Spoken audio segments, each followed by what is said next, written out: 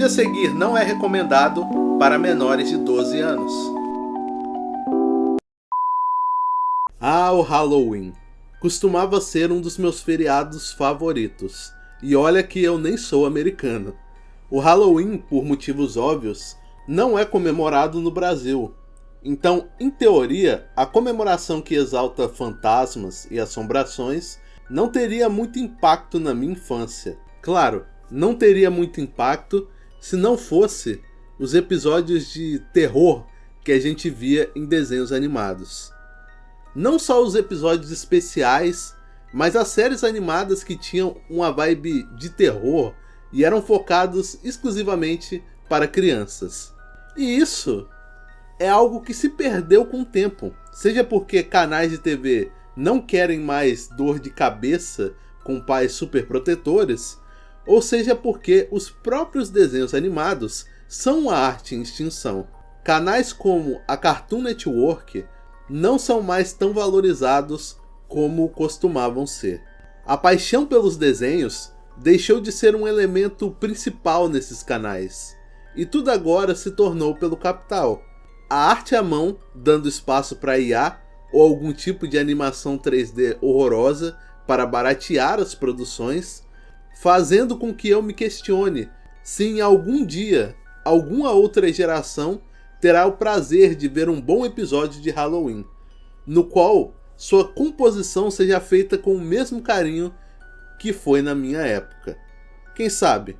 Mas relembrar é viver, e seria interessante se discutíssemos algumas dessas obras nostálgicas, como por exemplo, os clássicos episódios de terror do Bob Esponja, que eu sempre cito quando tenho a oportunidade. Como não se lembrar de O Turno Macabro, episódio que eternizou a lenda mais assustadora da Fenda do Biquíni, o famoso Zé do Picadinho. Nesse episódio, o seu siriguejo decide que o Siri Cascudo vai ficar aberto 24 horas por dia. E no turno da noite, Lula Molusco decide contar uma história de um antigo mestre Cuca que acabou cortando a mão enquanto fazia um hambúrguer de Siri e morreu atropelado por um ônibus. E agora, um ônibus fantasma traz o Zé do Picadinho para assombrar o restaurante. Mas no fim do episódio, descobrimos que na verdade tudo se tratava de um CLT procurando emprego. Assim como também temos uma piadinha com Nosferatu, sendo para muitos o primeiro contato com o famoso vampirão dos cinemas de horror. Outro episódio assustador é o Hambúrguer Perigoso, episódio um tanto corajoso para um desenho como Bob Esponja. Nesse capítulo, seu siriguejo e o Bob Esponja estão atendendo um inspetor de saúde que estava averiguando o Siri Cascudo. Porém, ao acharem que estão sendo tapeados por um farsante, eles decidem fazer um hambúrguer asqueroso e entregar ao inspetor. Mas devido a várias coincidências cômicas, a Esponja e o Siri passam a acreditar que mataram o tal inspetor. E a partir daí, começa uma trama na qual Bob Esponja e seu siriguejo precisam enterrar um corpo e fugir da polícia. Que apesar de ser um tema um tanto macabro, obviamente tem um desfecho um tanto que cômico. Esse episódio é bom não apenas pela sua temática assustadora, mas também pela paleta de cores e o clima no ar. Um clima chuvoso de mistério, e essa ambientação variada é algo que o desenho faz com maestria. E a maior prova disso é o episódio duplo de Halloween do Bob Esponja, na qual a primeira parte se chama Bob Medroso e a segunda, Você Viu Esse Caracol? Na primeira parte desse episódio especial e icônico até hoje, é mostrado que o Bob tem muito medo de fantasmas e histórias assustadoras, e chegou ao ponto em que toda a cidade transforma ele numa piada. Cansado disso, ele e seu amigo Patrick decidem aterrorizar a festa de Halloween do Siri Cascudo com a nova fantasia do holandês voador. O problema é que o próprio fantasma do holandês decide aparecer para punir a fenda do biquíni por transformar a figura do holandês em uma piada. Mas é nesse momento que temos a cena mais icônica do episódio, que é a cena do Bob Esponja com o cérebro para fora. Uma cena que traumatizou várias crianças e inclusive foi censurada em diversos lugares pelo mundo. Esse talvez seja o maior e o melhor episódio com temática de terror da série. Desde sua história, time cômico, ambientação, mas mesmo sendo o melhor, ele não é o mais bizarro. Isso fica para a segunda parte do especial, chamado de Você Viu Esse Caracol? Que ao início não se mostra como um episódio de temática de terror, apenas um episódio em que o Lula Molusco tinha como tarefa alimentar o caracol de estimação do Bob Esponja, Gary, enquanto ele e o Patrick ficam fora pelo fim de semana. Mas como o Lula Molusco, como em muitas vezes, não se mostra um amigo tão bom para o Bob Esponja, ele deixa o pobre animal com fome, o deixando muito doente e fazendo com que ele precise de um tal plasma para caracol. Mas, infelizmente, o Molusco aplica o tal plasma no Bob e isso desencadeia uma sequência que parece ter saído de um dito para crianças. O Bob Esponja acaba se transformando em um caracol e praticamente assombrando o Lula Molusco. E apesar do final cômico e bonitinho, isso não tira a bizarrice do episódio inteiro. Cara, existem muitos momentos no episódio, principalmente nessa parte em que o Bob Esponja está passando por essa transformação, em que o negócio parece um tipo de body horror, sabe? Parece um bagulho meio que vindo de A Mosca, te falar que é um negócio um tanto que bizarro. Mas nem só de Bob Esponja que vivem os desenhos de terror. Alguns não tinham apenas 1 ou 2 episódios com temática sobrenatural, como o especial de Halloween. Não, alguns tinham todos os episódios nessa temática. E um dos desenhos mais icônicos e um dos melhores que tratavam o tema era o nostálgico Martin Mystery.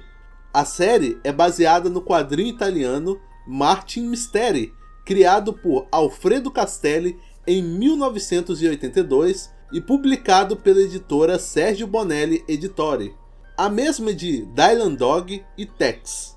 No entanto, a animação é uma adaptação livre e modernizada, voltada para o público infantil e adolescente, e com estética de anime ocidental. Muito parecido com Três Espiãs Demais, animação com qual a série divide estúdio e universo, já que ambas se passam no mesmo mundo. Em um mundo onde o sobrenatural espreita nas sombras do cotidiano, Martin Mystery é um adolescente que vive para o inexplicável. Inteligente, curioso e um tanto preguiçoso, ele divide seus dias entre a vida escolar no Canadá e suas aventuras secretas como agente da The Center, uma organização global e ultra secreta dedicada a investigar e conter fenômenos paranormais. Ao lado de sua meia-irmã Diana Lombardi, a racional e cética contraparte de sua impulsividade, e do leal Java, um homem das cavernas real trazido de volta à vida, Marty enfrenta todo tipo de ameaça, de fantasmas vingativos e mutações alienígenas, até artefatos amaldiçoados e portais para dimensões esquecidas. Com gadgets futuristas, coragem e uma boa dose de sarcasmo, o trio mergulha de cabeça em missões que misturam terror, aventura e comédia, explorando o que há de mais obscuro nos mitos e lendas do mundo. Enquanto Diana tenta manter os pés no chão, Marty vê em cada caso uma chance de provar que o impossível é real, e que o medo pode ser apenas o primeiro passo para a descoberta. Tudo isso sob os olhos atentos de Mom, a enigmática diretora do The Center, e do atrapalhado alienígena Billy, que garantem que a humanidade nunca saiba o quão perto está do colapso sobrenatural. Esse é um desenho muito conhecido como aquele desenho de monstro igual a Três Espiãs Demais que eu não lembro o nome. Eu com certeza já ouvi essa frase na minha vida, ou li em alguma rede social. Martin Mystery era um dos meus desenhos favoritos quando eu era criança, principalmente pelas criaturas que aparecem na série. Era como monstros do Scooby-Doo, mas que são de verdade e podem matar os protagonistas. E revendo certas coisas para montar o vídeo, tem uma curiosidade interessante que eu não me lembrava. Era que Martin tinha esse meio que romance com a meia-irmã dele. Algo que não era tão tradicional para uma trama infantil. Eu entendo que eles não são irmãos de sangue, mas mesmo assim eu acho interessante a coragem de inserir esse elemento na trama. E ele também dá uns pega na Alex de 3 Espiãs Demais, que eu vou te falar, era um casal muito bom. Eu assisti o episódio em que eles flertam, eles tinham uma química muito grande para um desenho infantil. Realmente é algo triste que não foi muito pra frente, mas tá aí um casal muito bom, tá? Mas deixando isso de lado, Martin Mystery é exatamente o tipo de desenho que quase nunca mais voltou a aparecer. Um tipo de Supernatural para crianças. Na época em que Supernatural não era de fato para crianças. Sem contar as inúmeras referências ao cinema vintage de terror. Então, a animação é meio Lost Media, mas se você tiver oportunidade, assista, porque provavelmente ela consegue entreter até os dias atuais. Acho que é impossível falar sobre os desenhos de terror para crianças sem comentar desse clássico de Halloween que ultrapassou a barreira do seu público-alvo e entreteu jovens, adultos e crianças. Claro que eu estou falando da minissérie O Segredo Além do Jardim. O Segredo Além do Jardim é uma minissérie animada que mistura conto de fadas, folclore americano, melancolia e simbolismo existencial. A história acompanha 2 irmãos, Wirt e Greg, perdidos em uma misteriosa e antiga floresta chamada apenas como O Desconhecido, The Unknown, enquanto tentam encontrar o caminho de volta para casa. Durante a jornada, eles encontram criaturas estranhas, aldeias encantadas, figuras sinistras e metáforas sobre a vida e a morte. Em uma narrativa que parece simples, mas esconde um profundo significado psicológico e filosófico. 2 irmãos, o adolescente ansioso e introspectivo Wirt e o pequeno sonhador e inocente Greg, acordam perdidos em uma floresta que parece saída de um sonho antigo. Sem saber como chegaram lá, eles começam a procurar o caminho de volta para casa, orientados apenas por Beatriz, uma pássara azul falante, e o lenhador, um homem solitário que os alerta sobre uma entidade sombria conhecida apenas como a Besta. Conforme avançam, os irmãos atravessam vilas fantasmagóricas, festas de abóboras falantes, escolas de animais, mansões decadentes e bosques enevoados. Cada episódio representando uma espécie de capítulo moral ou simbólico. A floresta muda constantemente, às vezes acolhedora e às vezes aterrorizante, refletindo o estado emocional dos protagonistas. Aos poucos, a série revela que o desconhecido pode não ser apenas um lugar físico, mas um limbo entre vida e a morte, onde as almas perdidas se perdem ou se reencontram. A Besta, por sua vez, é uma entidade que se alimenta da esperança e do medo, tentando aprisionar os viajantes perdidos. O mistério se resolve de maneira tocante no último episódio, revelando o significado real da jornada e o que levou os irmãos até ali. Uma conclusão que une elementos de realismo mágico, purgatório e redenção. E eu acho que a coragem da Cartoon Network em desenvolver essa série é louvável, porque o horror não está só nos detalhes. A série é de horror, focada para todos os públicos, mas ainda assim, horror. Fantasmas, criaturas, morte, tudo isso tá embalado nessa minissérie que poderia ser muito bem um longa-metragem. O segundo episódio, o que eles vão até uma vila onde as pessoas usam roupas de abóbora, eu acho que é um dos meus episódios favoritos. Ele tem essa coisa de Midsommar, essa coisa de Homem de Palha, que é sobre esse vilarejo isolado, onde as pessoas têm tendência a fazerem esses rituais, essas festas em homenagem a alguma deidade. Cara, eu gosto muito do segundo episódio, principalmente pelo clima e o roteiro, como encaixa tudo no final, e tem algumas falas que são muito boas.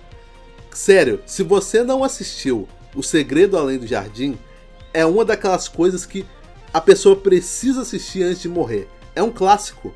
Você precisa ver a série, porque, poxa vida, como é bom.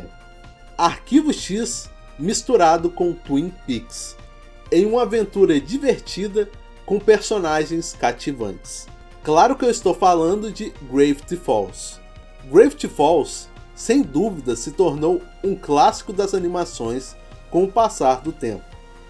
Foi de fato um desenho que se mostrou de horror em vários momentos ao decorrer de seus episódios, e me surpreende o quão longe a Disney permitiu que o criador fosse em alguns momentos, desde criaturas cósmicas até metamorfos macabros. Gravity Falls, Um Verão de Mistérios, segue os gêmeos Dipper e Mabel Pines, enviados pelos pais para passar as férias de verão com o tio-avô Stan, dono da Cabana do Mistério, uma loja de bugigangas e armadilhas para turistas. Uma loja de bugigangas e armadilhas para turistas. Mas o que parece uma cidade pacata no Oregon é na verdade um ponto de convergência de forças sobrenaturais, criaturas bizarras, realidades paralelas e segredos antigos. E existem fatores que fazem com que o público tenha se afeiçoado tanto com a série. Um desses fatores é que a série trata o público jovem com inteligência e respeito, constrói uma mitologia complexa e coesa e mistura humor com terror, o que são justamente os elementos que fizeram com que os desenhos que eu assisti na infância fossem tão cativantes. Gravity Falls é uma parada diferente. É um negócio que realmente diverte pra caramba.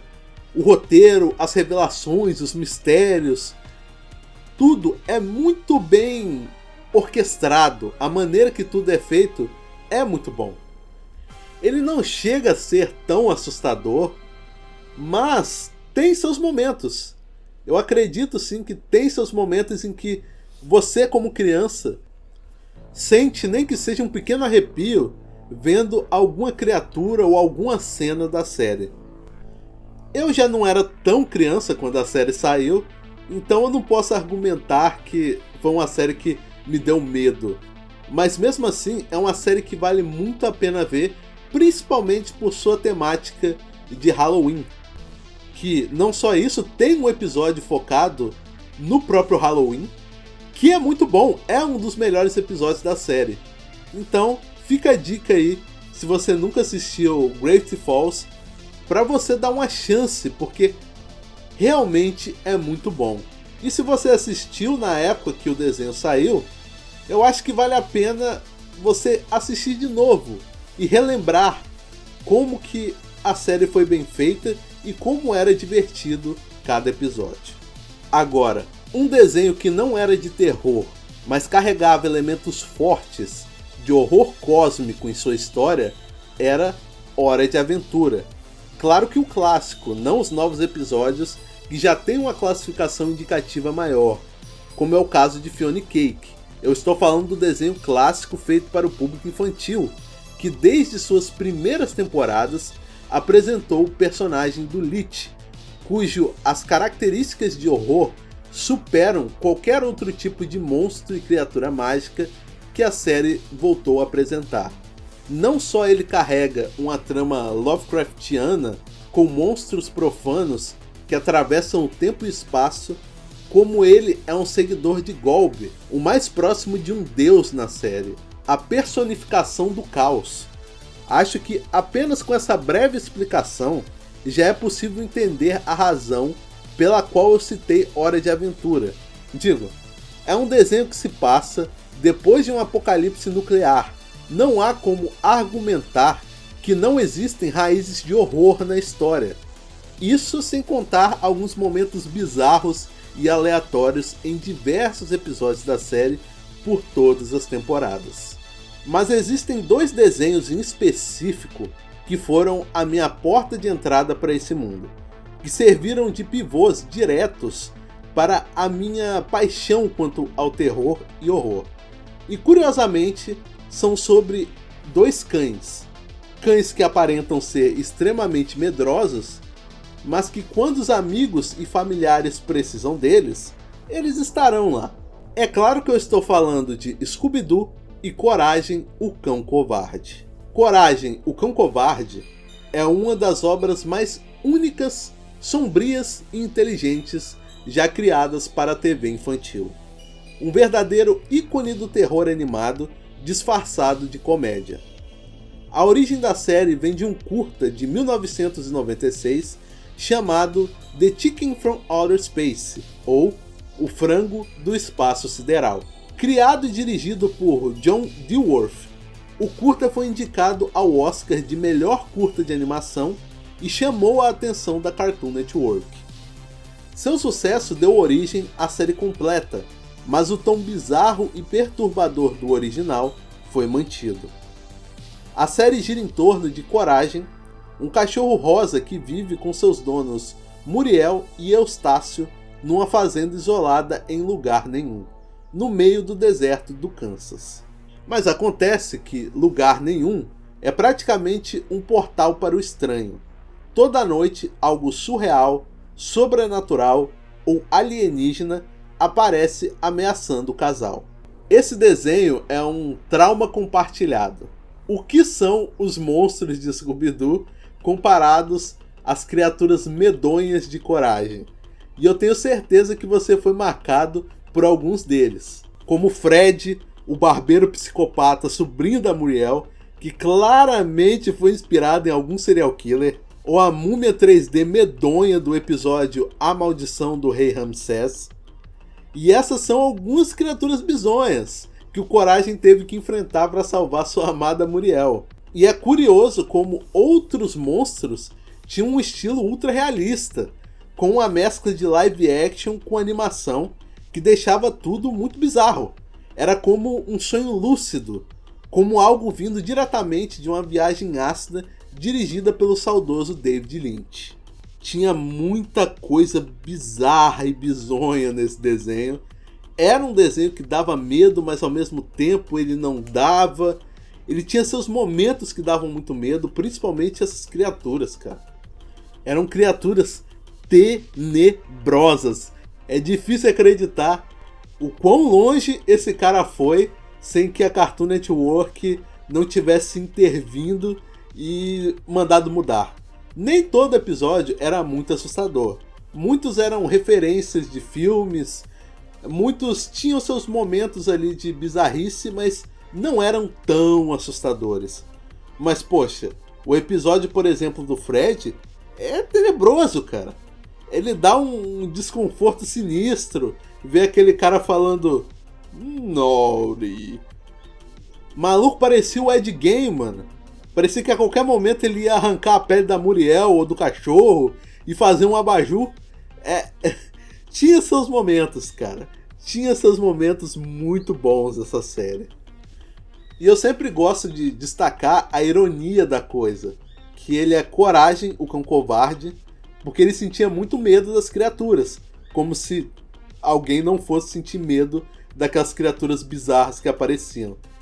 Mas ele era claramente muito corajoso, porque se ameaçasse a Muriel, ele estufava o peito e caía na mão com os bichos. E eu acho isso muito legal, cara. Tinha ali uma mensagem muito legal sobre enfrentar o medo, sobre proteção da família. Tinha um negócio muito maneiro na escrita de Coragem, o Cão Covarde.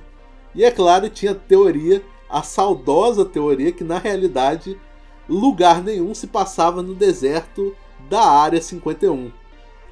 Mas isso aí, se eu não me engano, já foi confirmado como não sendo verdade. A série realmente só se passa em um lugar fictício do Kansas. Mas Coragem não era o único cachorro que passava aperto nas mãos de espectros sobrenaturais. Scooby-Doo também teve seus momentos bizarros. E eu tenho uma história peculiar com o desenho clássico da Mistério S.A. Em algum momento, o SBT decidiu passar os novos episódios da série clássica entre 6 e 7 da noite. E foi quando eu, muito novo, assisti pela primeira vez um desenho que envolvia monstros. E eu era tão medroso na época que eu precisava que alguém assistisse comigo para que eu pudesse usufruir do desenho sem ter um piripaque. E quando eu já estava me acostumando com a ideia do desenho, eu fui surpreendido pela animação Scooby-Doo e o Fantasma da Bruxa. Apesar de muito impressionado em como os filmes animados dos Garotos Enxeridos eram tão bem estilizados, bem animados, bem bonitos, fiquei ainda mais aterrorizado com várias sequências do filme, que claramente eram feitas para se parecer com um anime de horror. Você que não se lembra, eu vou refrescar um pouco sua memória quanto a esse filme. Depois de resolver mais um mistério, a gangue da Máquina de Mistério conhece Ben Ravencroft, um famoso escritor de livros de terror gótico, ele claramente inspirado em autores como Stephen King. Ele convida o grupo para visitar sua cidade natal, Oak Haven, uma vila pitoresca da Nova Inglaterra. Ao chegar lá, eles descobrem que a cidade está explorando o turismo com o tema da Bruxa de Oak Haven, uma suposta ancestral de Ben chamada Sarah Ravencroft, que teria sido acusada de bruxaria séculos atrás. Mas as coisas tomam um rumo sombrio quando o fantasma da bruxa realmente aparece e o mistério vai muito além de uma simples farsa. Acho que o maior destaque do filme é o fato que ele é atmosférico. Há um clima constante de outono, com florestas sombrias e uma cidade envolta em lendas. A bruxa é apresentada com um visual intenso e assustador, com uma magia real e não apenas truques. E a bruxa tinha essa aura espectral imponente, que fazia dela um ser que realmente assustava pra caramba o meu eu de criança. Eu morria de medo dessa bruxa. Eu acho que o momento em que eu vi que o filme me assustava foi quando os personagens encontram o livro de feitiço da Sarah Ravencroft, que tinha uma caveira do demônio desenhado. O negócio parecia, sei lá, mano, um negócio saído de Evil Dead, o livro dos mortos. O negócio parecia. Eu já vi que ali tinha alguma coisa. E como era muito detalhado, parecia muito com um anime, o negócio ficava meio realista. E isso me apavorava quando eu era criança. Mas, para equilibrar o meu medo, o meu gosto em mulheres claramente estava sendo moldado, já que foi nesse filme que tivemos a primeira aparição das Hex Girls, as primeiras crushes de muitos que estão me assistindo nesse momento. As primeiras góticas a gente nunca esquece. Mas essa época de ouro da franquia não terminou no Fantasma da Bruxa, não.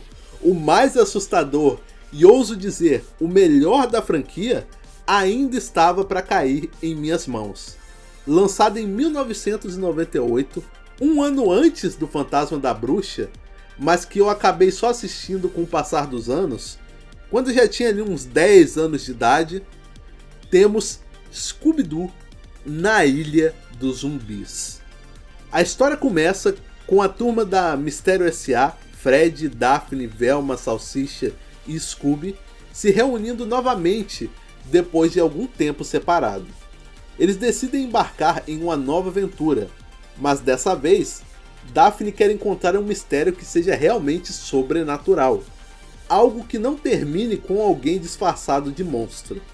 Durante a busca, eles conhecem Lena Dupress, uma jovem que convida o grupo para visitar uma misteriosa ilha na Louisiana, conhecida como Ilha dos Zumbis, onde há relatos de aparições de mortos-vivos. A ilha permanece enigmática. Simone Lenore é outra que vive ali com Lena e alguns gatos perdidos ali na ilha. Mas, diferente dos mistérios clássicos da série, dessa vez os monstros são reais.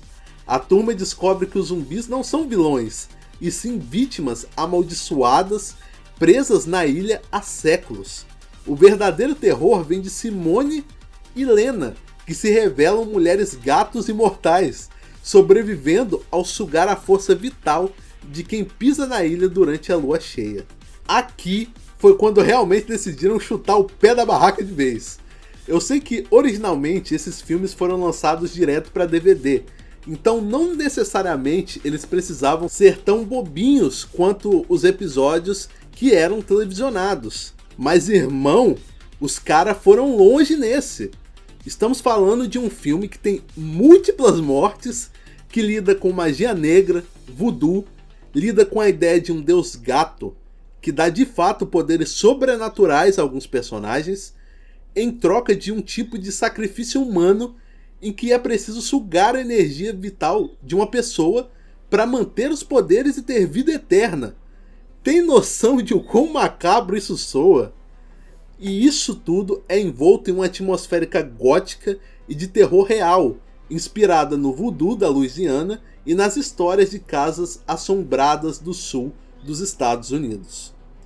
Um visual mais maduro, com sombreamentos, iluminação noturna e ambientação pantanosa, fora que a animação era uma coisa linda, era literalmente um anime. A sequência em que as personagens se transformam nessa criatura meio gato, meio pessoa, é linda, é linda. E a cena de morte também é muito boa, quando esses personagens são praticamente obliterados e viram poeira, aí a gente vê a caveira deles. Poxa, esse filme é um negócio. O filme era um pacote completo. Foi de fato um prazer ter vivido essa experiência de sentir um pouco de medo enquanto assistia o filme. Sentir que eu estava vendo algo voltado para o terror realmente, mas que era feito especificamente para crianças. Algo que me assustava, mas que não me dava pesadelos propriamente ditos. Era algo realmente especial, cara. Provavelmente esse é o melhor filme que Scooby-Doo já fez. Tivemos uma sequência, A Volta a Ilhas dos Zumbis, que é um filme um tanto que recente, mas é horrível, não vale a pena assistir. Esse filme... Nossa, não sei nem o que falar, cara. Esse filme é especial. Esse filme é bom demais. E eu acho que o ponto do vídeo é para relembrar, mas também para lamentar que as próximas gerações não terão isso. Por diversas razões. Primeiro que a molecada se quer ver desenho hoje em dia. Eu posso estar soando um pouco como o Abe Simpson nesse momento, contando histórias da minha época, mas eu ainda me lembro do que todos esses desenhos significaram para mim na minha infância. Mas é aquilo. Naquela época, os pais super protetores já ligavam para as emissoras reclamando que os desenhos eram assustadores demais para as crianças assistirem. Mas hoje, as coisas são diferentes. Scooby-Doo jamais assustaria um moleque que cresceu vendo Round 6 Invocação do Mal, ou Demon Slayer. Essas obras hoje em dia são acessíveis para qualquer pessoa, de qualquer idade. E isso acaba criando uma camada de resistência quanto ao terror e gore na garotada. Billy Mandy, Invasorzinho, talvez o tempo deles realmente tenha acabado. Mas eu ainda estou aqui.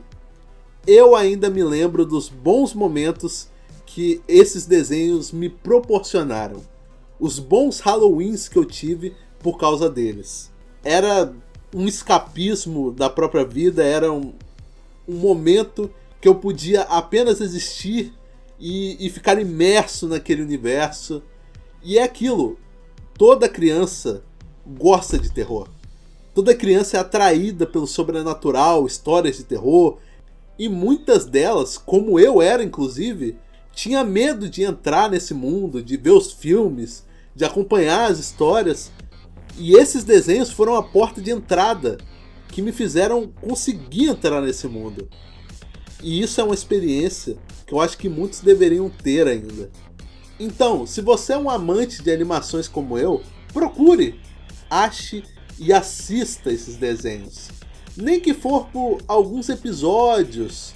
Mostre pro seu sobrinho, mostre pro seu filho, pro seu primo, como era quando as empresas deixavam artistas apaixonados pelo que faziam brilharem. E para você que está assistindo e se lembra dos arrepios na nuca que certos desenhos te causaram, fica apenas o meu feliz Halloween. E é claro, o meu adeus. E a gente se vê num próximo vídeo.